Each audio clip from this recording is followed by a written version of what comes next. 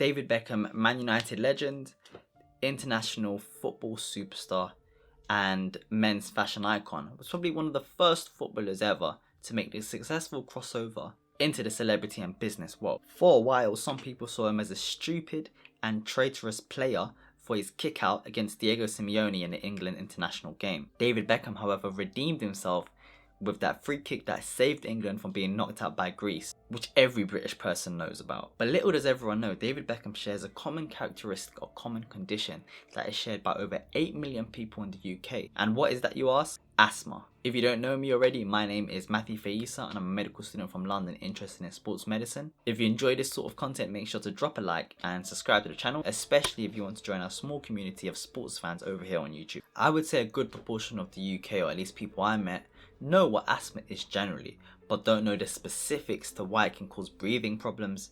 So we're going to go into that here in this video and work it out a little bit. I couldn't find any references to David Beckham having asthma until 2009, when he was seen with an asthma pump whilst playing for LA Galaxy. At first this was quite interesting from a sports fan point of view, as depending on the sport, sometimes asthma pumps are not allowed and actually prohibited, as they can be seen as giving someone an unfair advantage or a boost in performance. The most recent event I can think of was when Greg Hardy, a UFC fighter, used asthma pumps in the middle of each round. This resulted in him being disqualified from the match, as this was against UFC rules, as it would give him a boost in performance even though he has an underlying asthma, to allow him to breathe more and get more oxygen during the fight. The reason it may be seen as unfair, as an inhaler can contain salbutamol or corticosteroids, and these act directly on the receptors in the lungs, more specifically in the bronchioles, which are the airways, and this allows them to expand, allowing you to breathe in a lot more oxygen than you would have if you hadn't taken it. The reason these drugs or chemicals are needed to manage asthma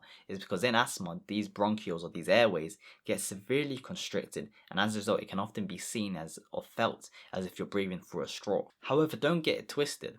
Asthma pumps are a necessity for people with asthma, and often it can be used in life-saving situations, say someone has an asthma attack. In more subtle cases, asthma can often result in reduced breathing, which has a direct kind of correlation or effect on stamina. So potentially someone with asthma could have reduced stamina. These negative effects, however, can be worked on naturally without the use of drugs, through the use of exercise and other kind of physical modalities to help increase your lung capacity. So some may ask, how was David Beckham able to perform at the highest level of sports for so many years with something like this? Well, the answer is simple. As you train, your lungs adapt, and they adapt to increase the amount of air you're able to breathe, which has a direct consequence on your performance. So as David Beckham trained for clubs such as Manchester United, Real Madrid, and other clubs in his career, his lung capacity, so the amount of air he could breathe fully, increased, as I mentioned earlier. His tidal volume, which is the normal amount of air he breathes in and out, and also his VO2 max. So despite the negative impacts of something such as asthma, he was able to manage it successfully through the use of inhalers, but also work on his exercise and his fitness to help reverse the adaptations and lead to even improved physical function. However, I want to make it clear, yes, David Beckham was helped by the fact that he's playing football every week, week in and week out, and training every day. But asthma is a condition that is successfully managed by everyday people, regardless of the age, without the access to elite facilities. Asthma has been shown to have an inheritance link, but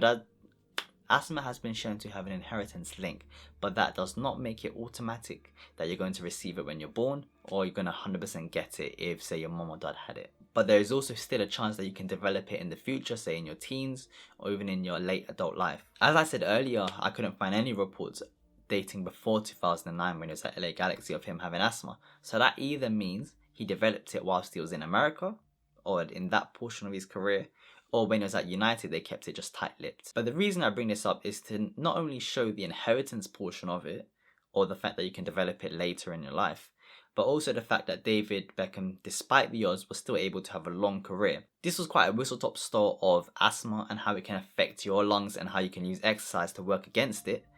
But let me know if you have any other questions below, as I know this was quite a quick video, a short introduction to it that I'm going to cover in the future. I've been a bit busy with university, so apologies for the slower uploads. I know you guys are used to my weekly schedule, but if you enjoyed this sort of video, make sure to drop a like and subscribe to the channel if you want to join our small community of sports fans here on YouTube. For my next video, I think I'm going to work on a cycling video that was recommended to me by a subscriber and perhaps link it to running and boxing to see which one is better for either reducing fat or reducing injury risk. But apart from that, I want to say thanks for watching, and I'll see you guys next time.